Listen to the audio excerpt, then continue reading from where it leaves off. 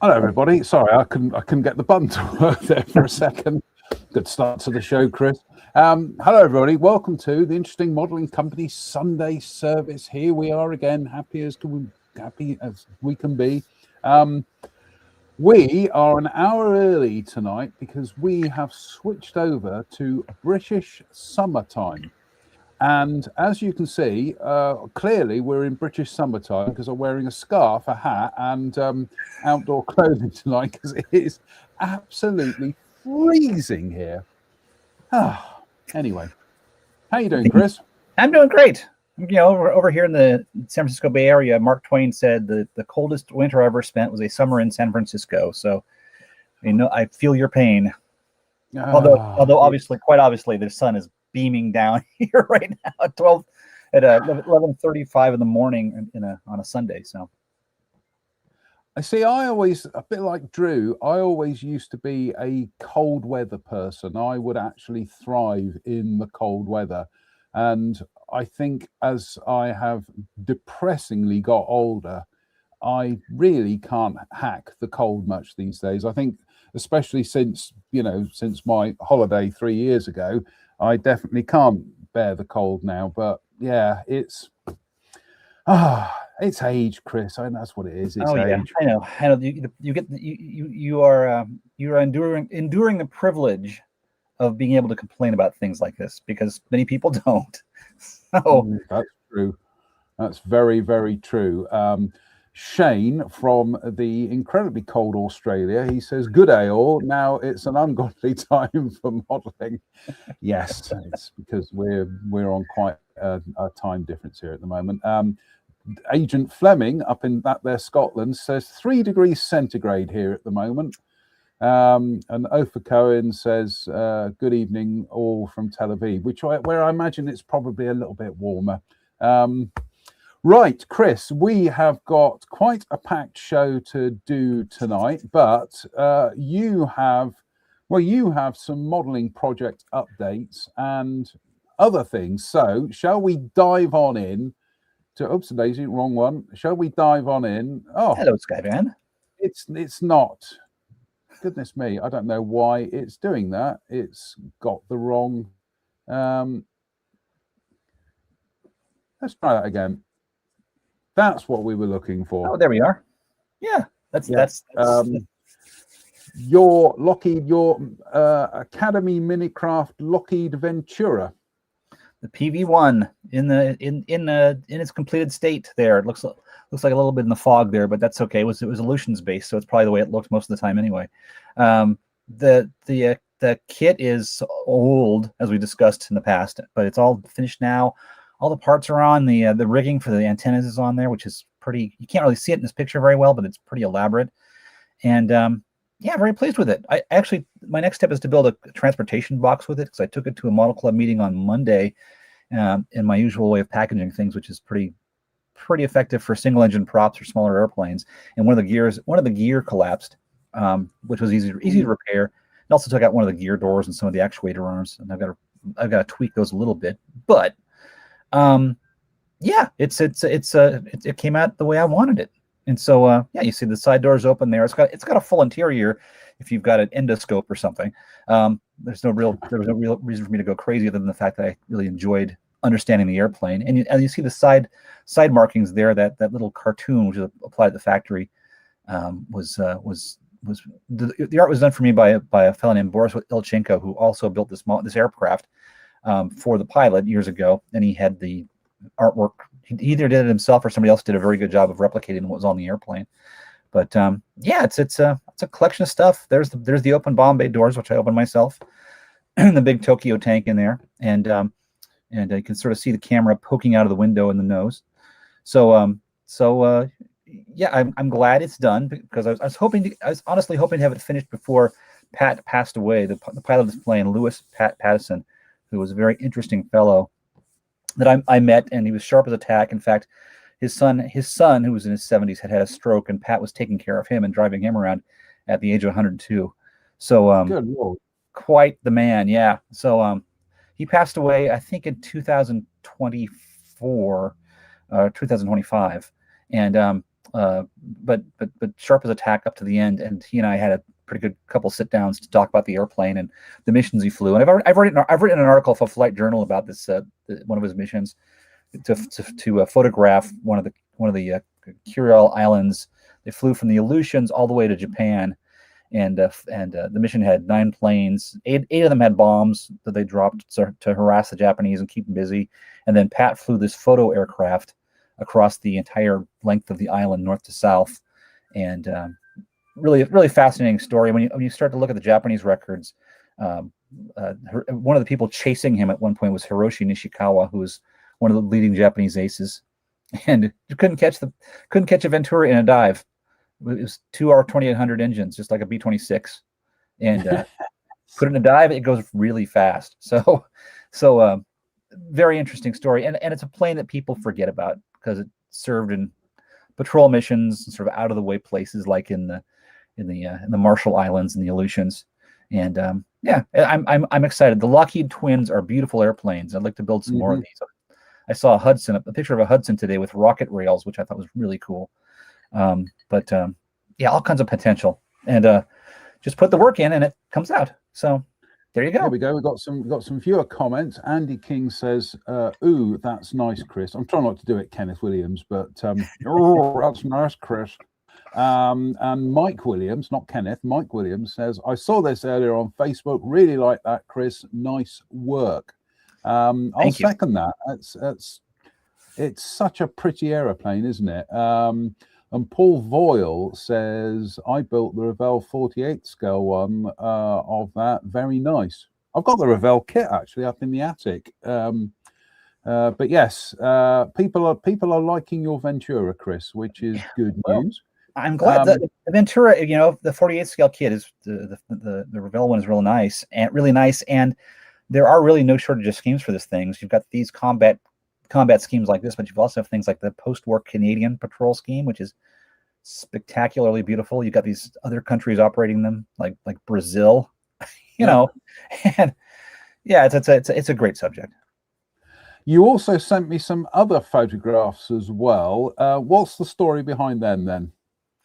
The other story, let's see what you got. Oh, there's Pat. There's me and Pat at his house after one of our first meetings, and yeah, that's the man at 102. There he is. And another picture is what he looked like at the time he was flying the airplane. There he is that's not a PV-1. It's actually a PV-2 Harpoon, but you get the gist. It's the same general layout. But yeah, there he is as a tyke, and then he's still sticking around as a 102-year-old,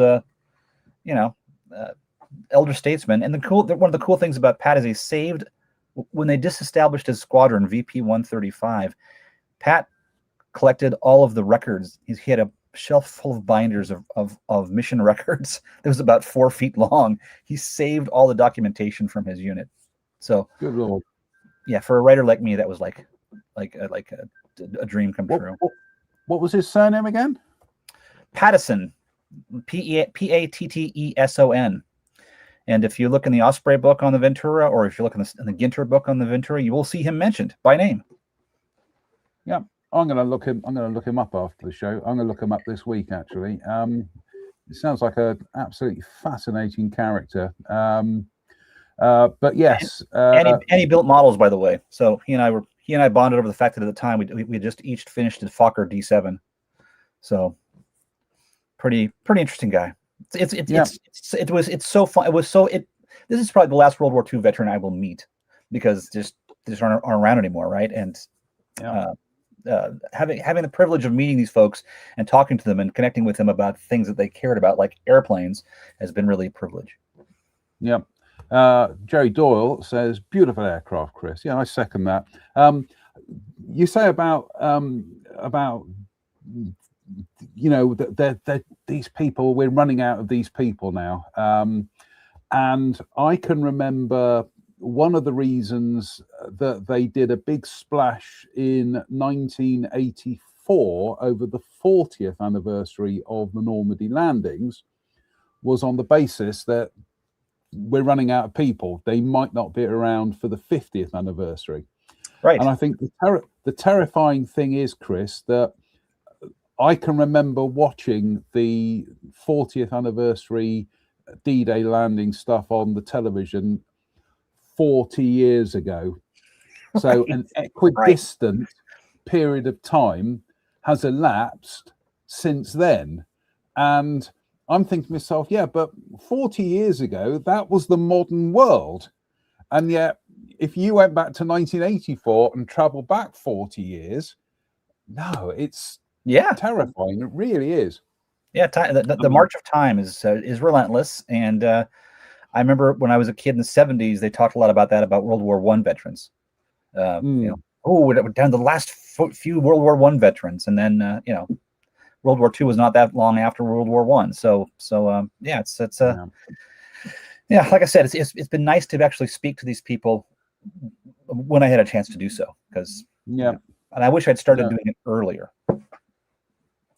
Well, there we go, folks. There is a moral in that story, and that is, if you do know veterans, cultivate them, because it's only by us listening to their stories that we can carry the stories on to the next generation of people. So, right, Roy Sutherland, Uncle Roy says, nice work and interesting backstory, Chris.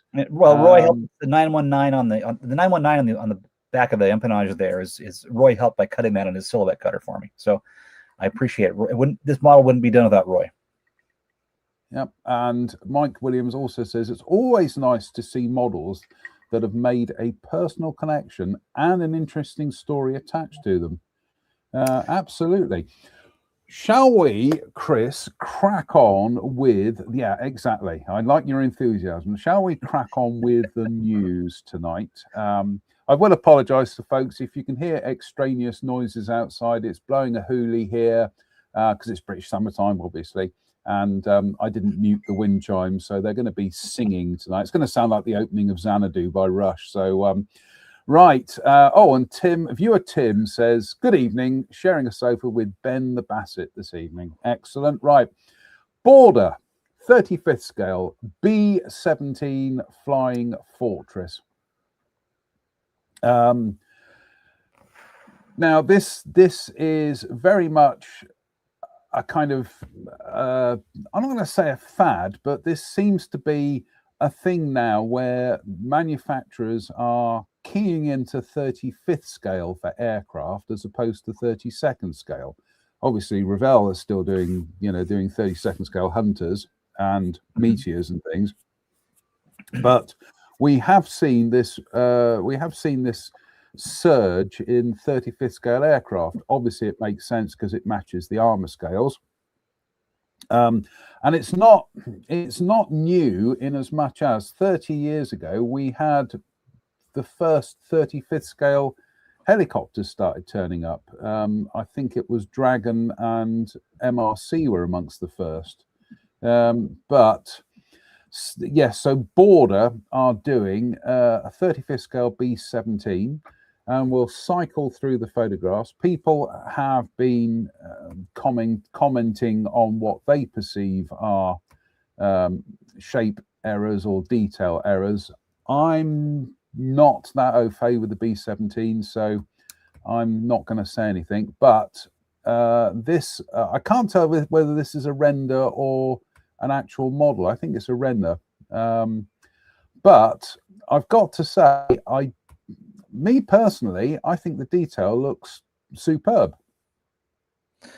Yeah, I always reserve judgment on these things when I see images like this, because they're works in progress, So, but yeah, this has the surface detail has promise. I don't really care for that like very intense riveting there, because I don't think that's the way the plane looked. but but there's always options with the B-17. There's always things that everybody gets or doesn't get. And the one big challenge for me is that there's so many different variations to the B-17, especially up from the cockpit forward over the course of its manufacture. There's just so many variations. So you've got to be really careful about which airplane you're building and what it actually was, because every factory, it seems, every place that made it and in every block had a different arrangement of the cheek windows and the side windows in the cockpit and other things like that. But well, I have to say from experience, nothing is more cool than a really well done turret. So I enjoy seeing this. We're going to see the pictures in a moment. I think these are renders, because it looks like they've really gone to town with the turrets. I mean, that looks really, really nice. Let's see if we can get to the daisy waist gun. There's the cockpit interior, and you can see part of the gun, the gun there. It looks like they are. They're really kind of that's nice. Look at that. Nice. Yeah, the full turret. Those are impressive pieces of machinery. I've done two of them now, one for the B-26 and one for the PV-1, and it's the Martin Ampledyne turret, which is not this one, but a different one. Manufactured at the same time, but put in a lot of airplanes, and they by themselves are little models. They're just amazing pieces of equipment. Oh, there you go. There's the bomb bay. Russell Taylor, he makes a point. He says Nichimo was doing 35th scale aircraft as early as 1963. Their range included the A6M5 and the N1K2 George. Interesting, Russell. I'll have to have a look into that. Roy says definitely renders, and Mike says TriStar models, I think, had a 35th scale Fieseler Storch about 20 years ago. That's the first time I'd seen an airplane in that scale. I think it all depends how OCD we're going to be about labeling things aircraft, because we have had helicopters over the last 30 odd years. But yeah, in terms of fixed winged aircraft, I think Mike's right. I think the TriStar one was one of the first of the modern era 35th scale aircraft kits. But yeah, the detail on that, Chris, looks really nice. Yeah.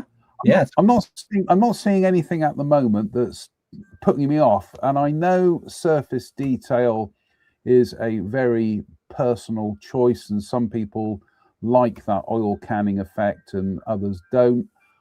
I'm liking what I'm seeing, quite honestly. Yeah, I some of the shots, I thought the shape of the nose might be a little bit weird, but that's, again, you have to sort of withhold judgment until you see the plastic. You don't know what how true to the final product the renders are. Because they are, like I said, they are a work in progress. But this is impressive. I can definitely see some people buying a lot of these. You'll never go broke selling B-17s, because it's just a iconic airplane, and so many people's families have connection to these aircraft.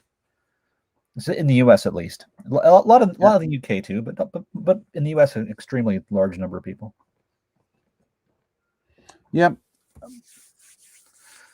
I'm just thinking, how many times have I built a B-17? I think I've only ever built one, and that was 30 odd years ago. And that was for, would you believe, it was for the shopping channel in this country, because it was a promotion that Airfix were doing on the show, and they asked me, could you build one of our B-17s? And I said, yeah. And that was the old B-17 kit, and I'm not kidding. Literally about a month after I'd delivered the model, the molds actually failed, and that was the end of the original Airfix B-17. Put the model out of its misery. Yeah, exactly. But and we've got a new one now from Airfix, so that's all good. So yeah, I'm quite liking this. I'm not being put off by it. I think the only thing that would put me off would be, price and where would I put the thing. But well, yeah. No, these airplanes are really big. When the Border Lancaster came out, I remember I have a friend in Seattle who built one, and he had to build a big box to transport it. Displaying it was almost impossible. And then on the way to the event they do every President's Day weekend in February at the Seattle Museum of Flight, he dropped the box, and you can imagine little parts that flew off of this thing, the mass balances and different things coming off of the Lancaster. So you do have to plan for where it's going to live. You can't just have it, sitting on your desk or the dining room table. That's not going to work. That's not going to work. You were just talking about packing models for transporting them to shows and things. And this is one of the things that I've kind of come to appreciate in recent years is, to some extent, it's almost the less packing you put around the model, the better its chances of getting there in one piece. I know Trevor Snowden was always somebody who put a model in a box and then just filled it with plastic chips. But the only problem with that is we'd be putting models on display and we'd be forever fishing plastic chips out of delicate areas of models. Right. And it's one of the things that Drew does with his custom stuff. He uses that mounting foam, whatever you call it, the artboard foam, but he literally looks at the shape of the aircraft and goes, this is the minimal that I need to hold it in place, and he holds it in place on the strongest parts of the model. Yep. So that it's very clever. There's a video series in here somewhere of people showing how the different ways that they prepare their models for transport. Because when I do it, I'll get some foam, some somewhat sturdy foam, but a little bit soft, so there's a cushion there. And I usually get a box, make a cradle with some insets for the wingtips to fit into, and a cradle for the fuselage. And then on the top of the box, I'll have something that traps the wings in the box. So even if it gets flipped upside down, because that's happened to me, unfortunately, on the way to shows, on the way to the Nationals, when the security folks at the airport put your thing on the conveyor belt and then flip it over, and you sweat until it comes out the other end. But I've actually mailed a 48 scale P-47 across the United States that way, and it arrived intact, completely intact. So there are tricks to it, but it's like, how much work do you want to put in to take it to your local model club meeting? That's different. Yep. Right. Shall we? I'm just bringing up the notes here. The next thing on tonight's list, and we're sticking with 32nd scale, but this is Dora wings, and they are doing 32nd scale. They're doing a Dewatine D520, which I think is a beautifully attractive aircraft. Really, really nice. I remember as a kid seeing, I had a book where there were illustrations of the Dewatine 520 and the Morin-Saulnier 402. And my thoughts were, oh, this is the French Spitfire and Hurricane. That's how your 5-year-old brain kind of works, But I've got to say, out of the two, I do think the Dewatine it's the looker. And this looks really, really nice from Dora Wings. 12-inch wingspan, so it's not going to eat up a lot of your shelf space. There are 72nd scale kits that are going to be bigger than this, and it looks to be really sharp. Acres of color schemes you can apply to this aircraft, and it doesn't look massively overcomplicated either. It looks like they've gone for some really straightforward engineering on this. Yeah, this is very, very promising. It's a great subject for 32nd scale. I mean, I can't believe there hasn't been one in the past or in the recent past, because it's like you said, Jonathan, it's a nice compact subject with a host of color scheme possibilities. And I still can't believe Tamiya did one in 48 scale. It seems such a strange off the ball kind of choice for them, but no, they've done one. It's a beautiful. It's Tamiya, but it's a beautiful kit. Mm-hmm. No, it's 30-second scale. The way there has been kind of a movement toward the scale, so I'm glad they're catching up with some of these early French War aircraft. And really, it does sort of have these nice late 30s lines to it that and I can see where you would think as a kid this is a French Spitfire. Yeah. From that side view, that nose and the prop, and it just has that kind of feel to it. But these are actual test shots. These aren't renders.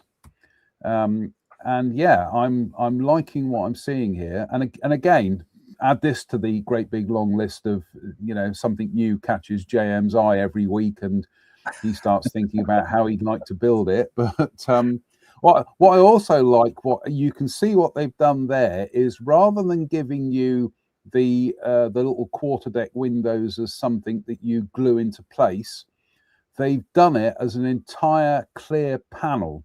Mm-hmm. So it's up to you to mask that window, and they've done it as an entire panel that seems to match where one of the panel lines, where there is a natural panel break. So, and also doing full span underside wings. That looks very kind of Russian, doesn't it? Looks like a MiG-3 or a Lag-3. Yeah, it has those general lines that there's clearly a school of thought around building fighters in Europe that was prevalent for the late part of the 1930s that culminated in this and some of the early MiG designs and the Lag designs.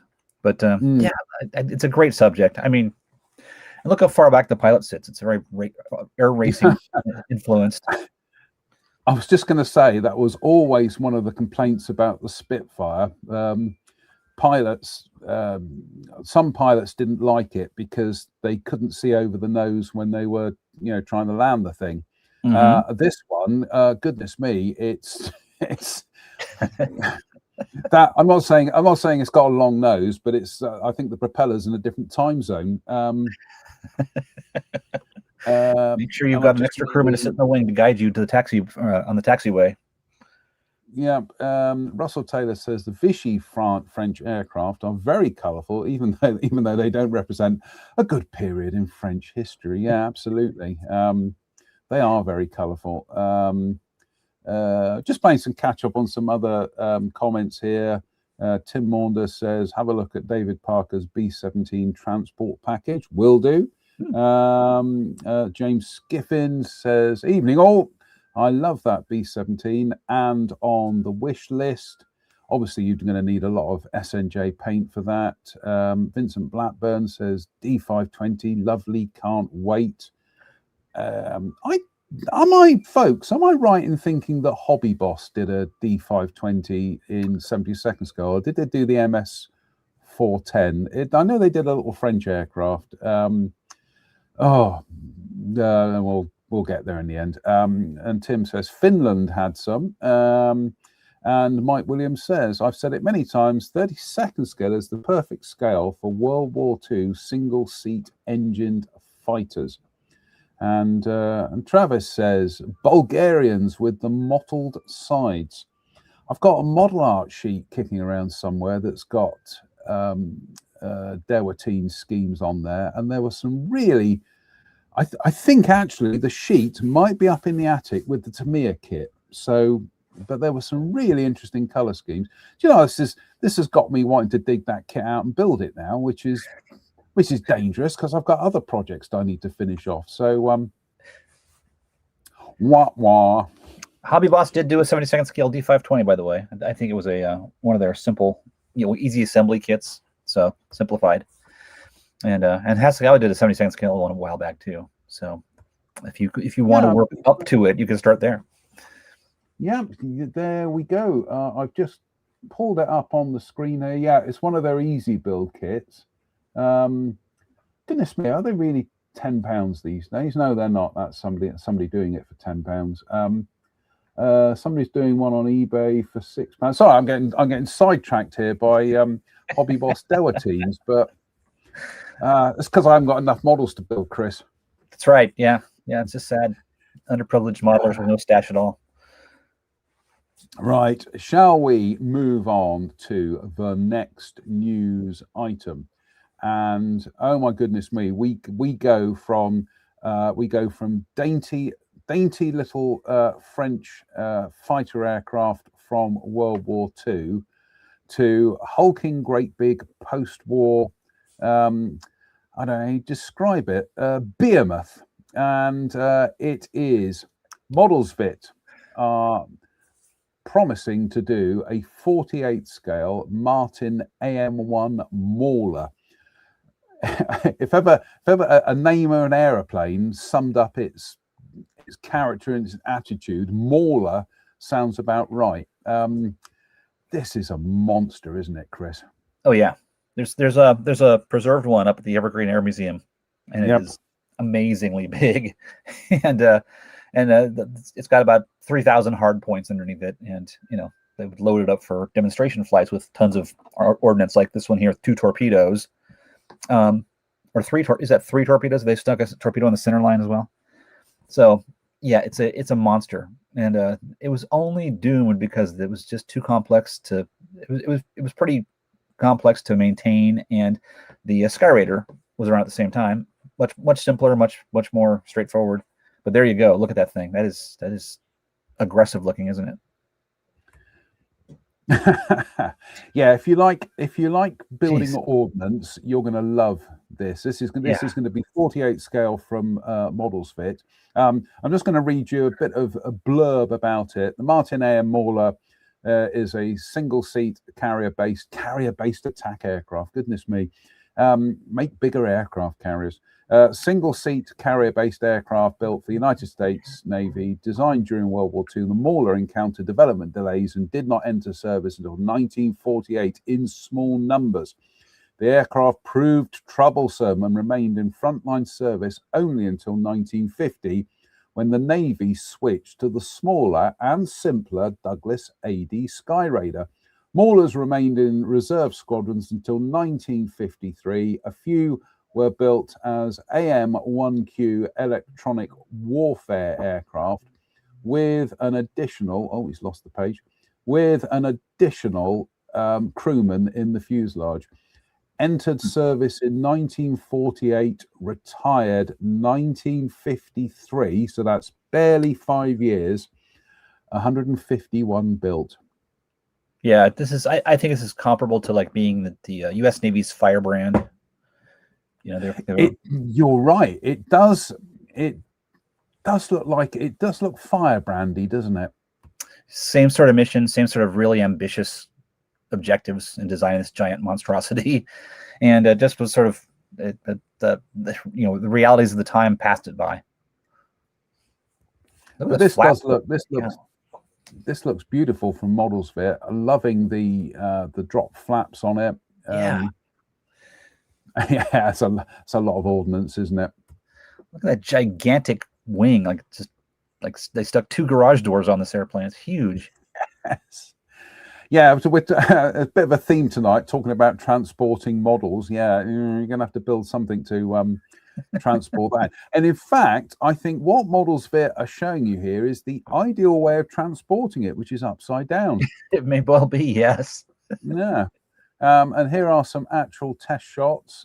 Built bits from the test shots, and detail looks absolutely fabulous.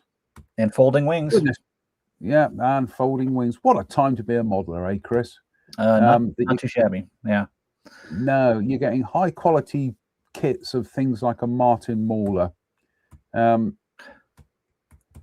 So as and when I'm looking forward to seeing what Drew thinks of this. Drew will be coming back on the show, folks, but give him time. But yeah, because the next thing is pure Drew as well. But that does look absolutely amazeballs, doesn't it? It looks like a lot of fun.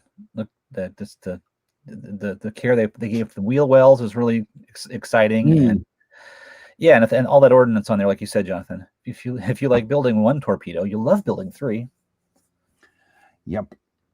I just see again. The Martin Mauler, never an aeroplane that's really kind of like fired up my interest. Seeing that render, and part of me thinks, yeah, I've got to build one of them. Don't know where I'm going to find the time, but yeah, imagine building that with the wings folded with 3 torpedoes. Wow. On Croyable, everybody, on Croyable. Yeah, on Monday we had a discussion of building airplanes like the Mauler and the other Navy aircraft at the end of World War II that didn't quite make it into production. These insane prototypes for carrier-based bombers and torpedo planes. There were some really weird-looking things that didn't get into production. The Mauler did, sort of snuck through, but it very much of the same ilk, which was at the end of the war, what they wanted was like things that could destroy, like an entire Japanese carrier group by itself by carrying every piece of ordnance you could think of. And yeah, just time rendered those things not practical, let's say. I think one of the facts that I read this afternoon when I was kind of like skim researching the Mauler was that the Sky Raider apparently was 1/3 the size of it. Yeah. The Sky Raider isn't exactly petite, is it? No, the Sky Raider is a big airplane, and yeah, it's also tough as nails, and it was much easier to maintain. So yeah. It's Martin and Douglas. I think you can see right there. Martin did a lot of great things for the Air Force, but that environment was much better for Martin's way of engineering things. Whereas the Douglas airplanes dominated carrier flight decks from the end of the war to, there was the Dauntless, there was the Devastator, but there's also the whole Sky series, Sky Raider, Sky Ray, Skyhawk, Sky Knights, Sky Warrior, on and on and on. So Douglas had it nailed as far as what a carrier plane should look like, or how it should be built to be maintained and taken care of on a carrier deck. Yeah, no, absolutely. I was just thinking, yeah, Grumman and Douglas pretty much defined the U.S. Navy, didn't they? Yeah, sure did. Really, I'm trying to think of any other manufacturers that ever got a look in for the U.S. Navy. Probably McDonnell Douglas, but it's that's pretty much it, isn't it? Really? Yeah. I mean, there were some things that, like Boeing had some entries that didn't quite make it. Lockheed tried, but didn't quite make it. Everybody tried. It was a situation where, in that period, every manufacturer kind of had its specialty nailed down. And for Boeing to go from what it was doing in World War II to designing something for a carrier deck of the 50s would have been a pretty big stretch. A direction that they were not used to. Yeah, Curtis. There you go. Curtis and Vought. Just gonna say, and Vought. Yeah, absolutely. And Tim says the Guardian. Oh, the Grumman Guardian. Yeah, sorry. Grumman Guardian was as big as a DC-3. Yeah, Tim says would go nice with a Guardian as well.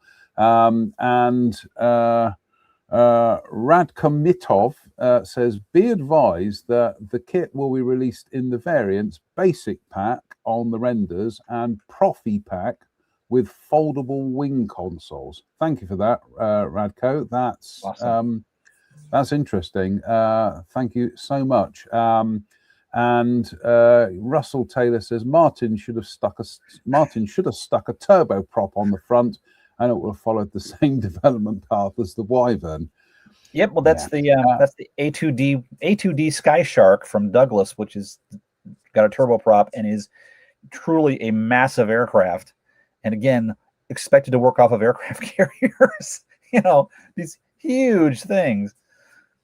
Didn't models fit? Who was it who did that Sky Shark kit? I'm trying to remember now. I'm sure one of our viewers. Was it Dora Wings or somebody like that? Because I know it's on my to get list. I need to get one of these things for my collection because it is a beast. It's an enormous. It was Clearprop. Clearprop. There you go. There you go. Again, I know Drew was very, very keen on that kit. Oh, and Russell Taylor does remind us also Brewster. Yeah. So there we go. Clear. Everybody's going clear prop, clear prop. Clear prop, clear prop, right. clear prop. And exactly.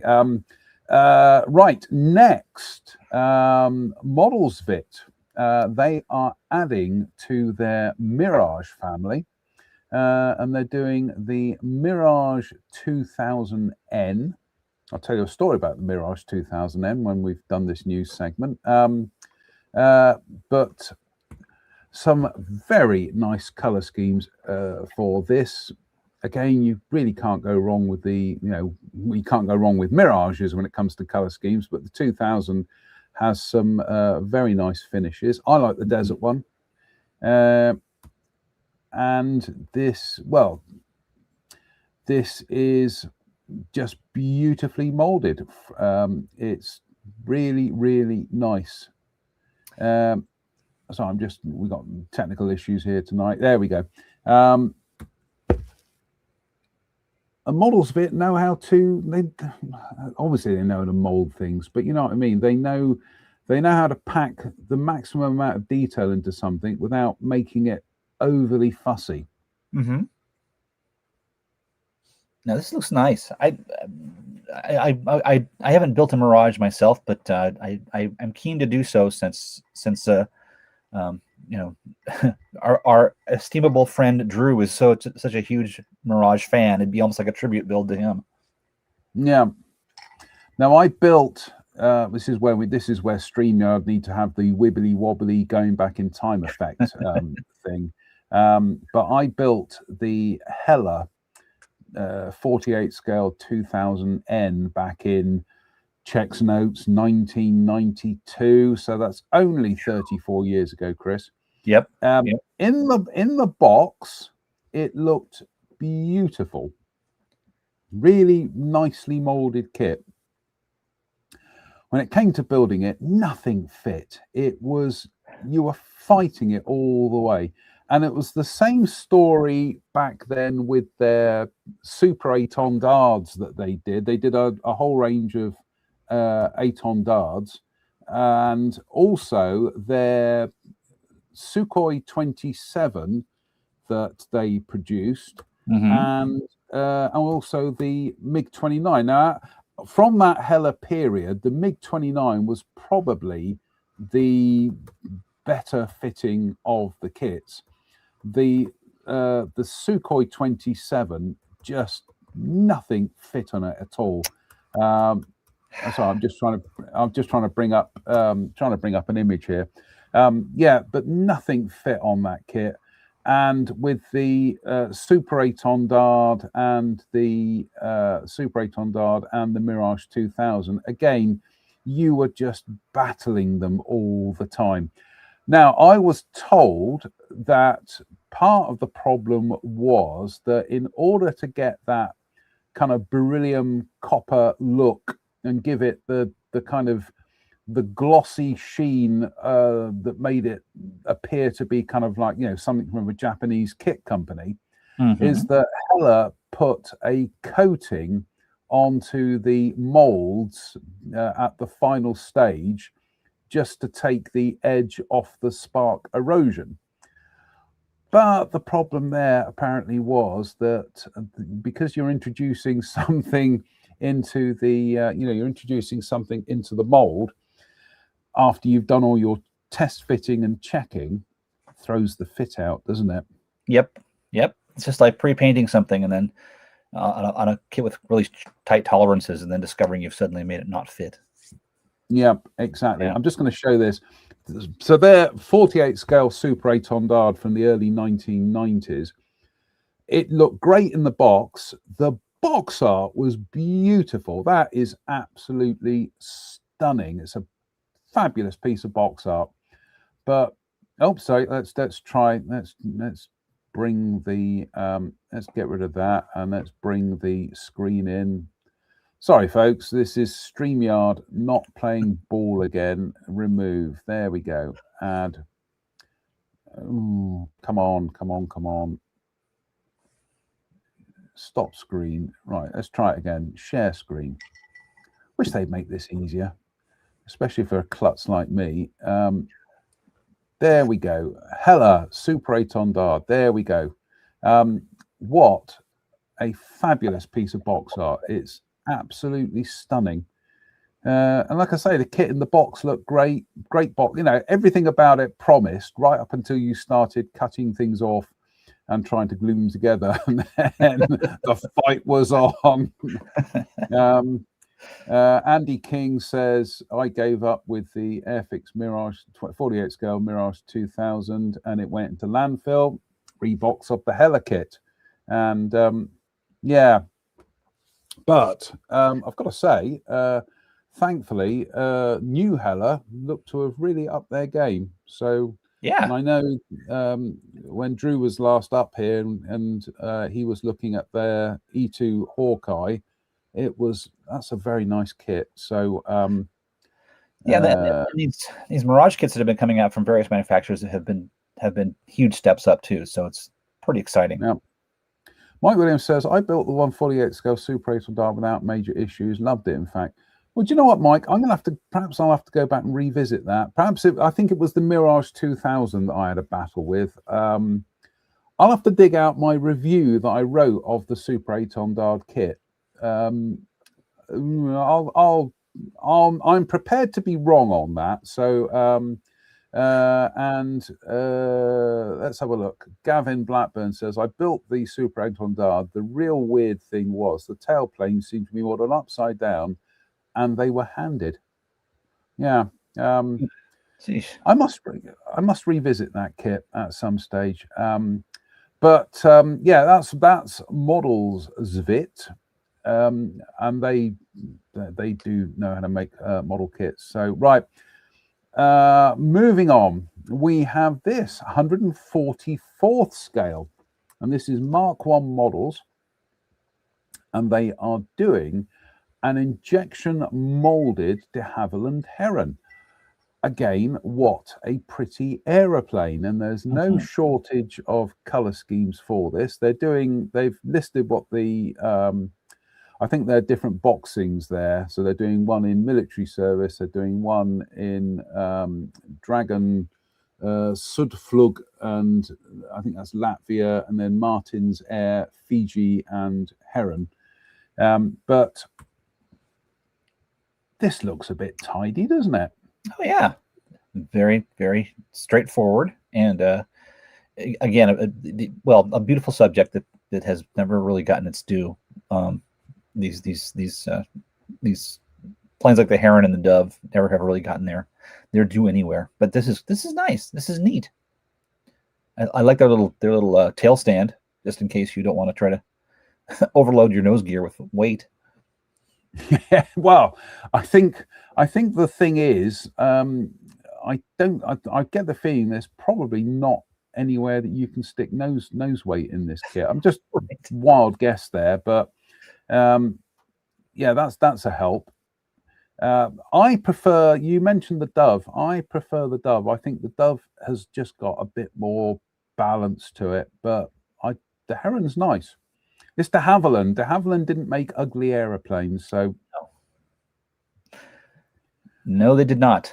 They defy anybody to name an ugly de Havilland aircraft. I mean, the Sea Vixen had its own character, but that doesn't count.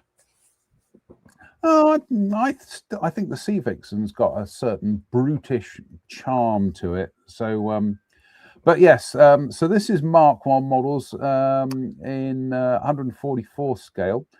We are sticking with 144th scale because A and A models are bringing out a couple of kits as well, and they are doing a Fokker C31A, which is essentially it's a friendship.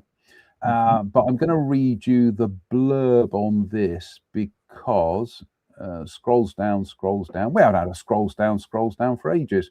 A&A models say both kits are produced from own molds which have been used for the purposes of Eastern Express in the past, before the start of the Russian invasion in Ukraine. Current sets are enhanced with painting masks and high-level decal sheets with 2 livery options each.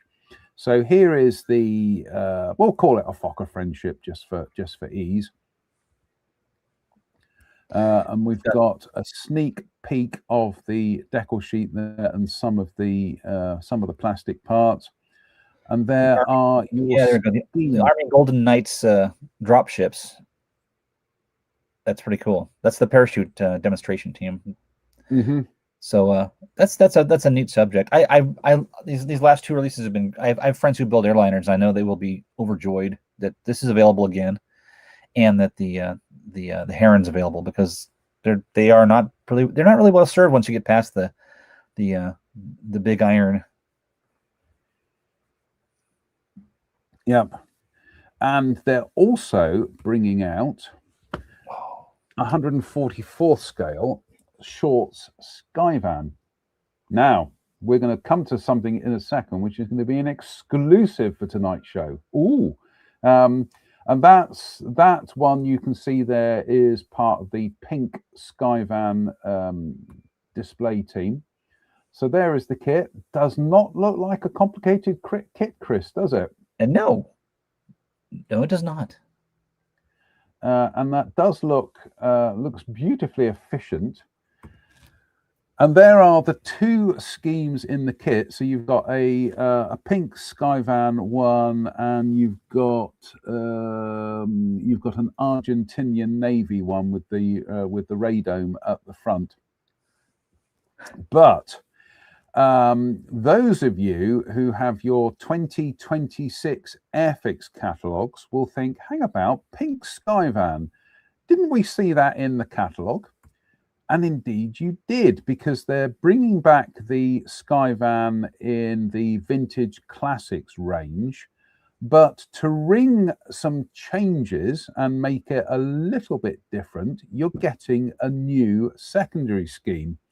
And in this instance, it's the pink Skyvan. It's one of the pink Skyvan aircraft in this funky, almost Saab Viggen kind of splinter scheme.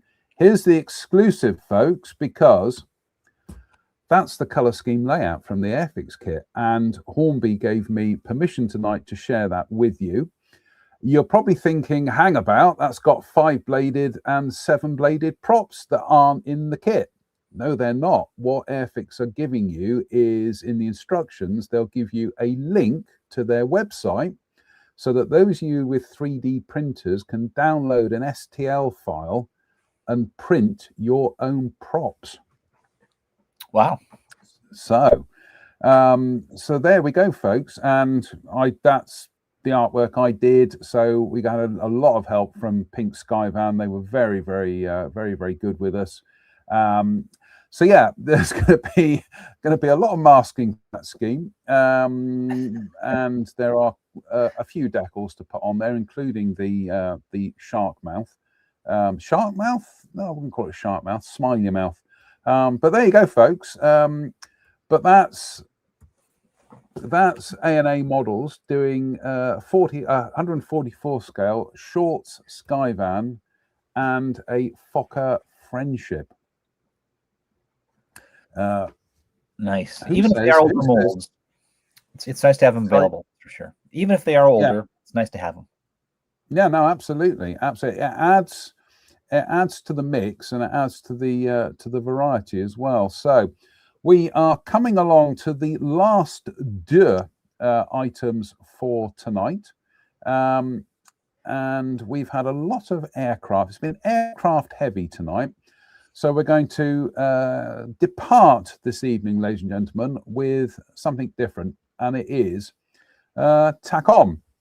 And they're doing a 1/350th scale kit of the Moskva. Now, I know what some of you are thinking. Isn't that the ship that the Ukrainians sunk recently? No. This is the older Moskva. This was the helicopter carrier. The one that was sunk was I think it was a cruiser. Soviet helicopter carrier, not to be confused with the Russian cruiser Moskva that was sunk. those of you with older memories will immediately think, didn't Airfix do that in 1/600 scale? Yes, they did. And it's a very, very nice kit. It's one of their ones from the 70s. But there we go. Tacom are doing this in 1/350th. You get options for full hull and waterline. And they also give you photo etch parts so that you can do your hormones in fully extended or folded formats. That's another helicopter. Sorry, I'm going off on tangent here, Chris, but that's a helicopter that I find really interesting is the Karmov hormone. I've got the Airfix kit up in the attic somewhere. Add that to the great big long list of kits I should build at some stage, but I just think it's a fabulous looking aeroplane. But yeah, that's a very interesting design, isn't it? That's really sleek. Yeah, it's a weird hull shape that kind of inverted teardrop, so to speak, that planform, which is obviously done to maximize the number of helicopters you could fit on board, but didn't look like anything else at the time. I know when it came out, people were in the United States were like, oh, or in the Navy were like, oh dear, that the Russian naval aviation. Well, what's next? But this is like this really has all the earmarks of a Cold War Russian naval vessel. This is can we shove more missile launchers on it? How about more guns? Where can we put more guns? We know it's an aircraft carrier, but it's more like an aircraft carrier cruiser, and and I know they suffered no end of trials getting this thing to work, but it is a neat subject, and I do like that gigantic radar on the top of the superstructure. Not a lot of love coming for this tonight. Gavin Blackburn says ugly ship. I'll let Gavin off because he's got an Eagle transporter as his profile pic from Space 1999. So Gavin's all right as far as I'm concerned. Don't agree with him on that one. You see, to me, that almost looks Yamato in shape. This looks like it should come from a Japanese anime film, doesn't it? It could, yeah. Yeah, if you can put this in space somehow, yes. And Bruce Bell does make they shove the boats and stuff in the crane up forward versus putting it where it usually is. It's a completely rearranged deck arrangement for a warship. But what I like about it is the way that funnel is kind of like raked backwards. It looks like somebody's drawn a ship that's going very quickly. it looks like a speed ship or something. Jeff Baker makes a very good point. He says loved it as the Airfix kit, and that's one I do fancy building. Yeah. And that's yeah. See, Tim, always the positive influence. Horrid. Thank you, Tim. And Bruce Bell says this one had terrible sea handling. Not surprising given the insanely high superstructure. Yeah, I can see that. And again, Tim, a little ray of joy. He says cover it in rust to make it authentic. That's probably accurate though. So yeah. Right. We before the crowd start getting unruly here. I think it is a fabulous looking ship. I really do. I just I'm gonna have to see if I can get hold of an Airfix one now. Did I do artwork for the Airfix one? I think I did about 20 odd years ago. Anyway, and finally tonight, I think it's fair to say this next choice is going to drive you nuts. It's Squirrels. 35th scale 3D printed Squirrels, or as Welsh comic Dan Thomas would say, Squirrel, which is very funny, but you've got to hear it in context. And yeah, here we go. 35th scale 3D printed Squirrel. There they are with nuts, and with pine cones. Pine cones. I love this. I just think this is genius. Absolutely genius. I'd like it a lot. I think that's if people build dioramas, I've seen some dioramas that have been good dioramas that are brought to life by these weird little extra stories on the diorama. Just things out of the corner of you might spot out of the corner of your eye. I think back to a person who in our club who built this amazing Tyrannosaurus Rex. It was the best of show winner at one of the contests, and one of the cool things was on the base that the T-Rex is roaring away, and there's a little tiny prehistoric mammal tucked away in one of the nooks of the rocks. That if you look closely, you spot. The same thing for these things. Add a little bit of extra interest to the diorama. The thing is, this is one of those things that, yes, you could injection mold them, but that's a lot of expense for something so niche. And yeah, you probably be a swine of a time trying to get those pine cones out of the mold. But I love this. I want to build dioramas and put squirrels in there. And Paul makes a very good point. Squirrel could come with leather flying helmet and goggles. And Travis says maybe they can fight the mini art pigeons. Do you know what, Travis? I'm thinking of Jubilee Park in Minehead, where the pigeons and the squirrels coexist peacefully. They really do. That's making me want to go back to Minehead, which I will be going back to Minehead week after next on the steam train. So exciting times, everybody. And Lox 9 wins Comment the Night. Soon everybody will have these squirreled away. Oy. Brilliant. Well done, Lox 9. Absolutely fabulous. Right, Chris, we have gone through the hour mark. Any other business? Geez, not really. I'm starting this week. I'm going to start a Edward P51D. I've got 4 of those. I got 2 of the Royal Edition kits. I bought one when it first came out at the National of the United States, and then I got one in our club gift exchange this last December. So I've got 4, and I'm building it because in our club we're going to contest in May called Build Your Name. So you have to build a subject that is reflective of your name or whatever. I was going to do an AT10, a beach AT10, because my Buckholz translates into beech wood. And the Beach AT10 was a trainer made mostly of wood. Of course, it's like an execuform kit, which is rarer than the hen's teeth.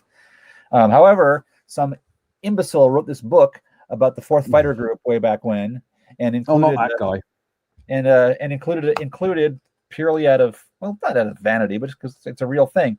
Markings for Lieutenant Robert Buckholz's P51. That sounds familiar. His name is misspelled just like mine is, but in a different way.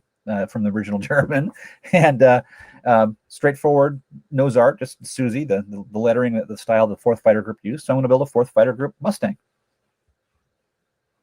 Excellent.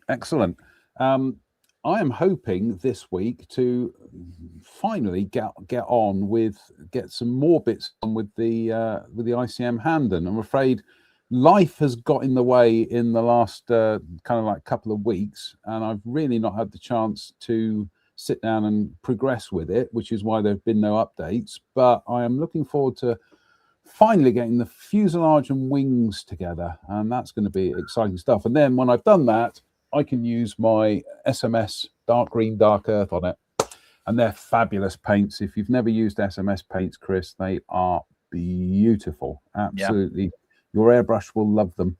I'm just going to say a big thank you to everybody who's tuned in tonight. God bless you for giving up part of your Sunday night to watch middle-aged men waffle on about their favorite hobby. Fingers crossed, we'll be back next week for another Sunday service. A big thank you to Chris for joining us tonight, and a big thank you to you all for watching. We'll see you again very soon. Until the next time, bye-bye, everybody. Bye-bye.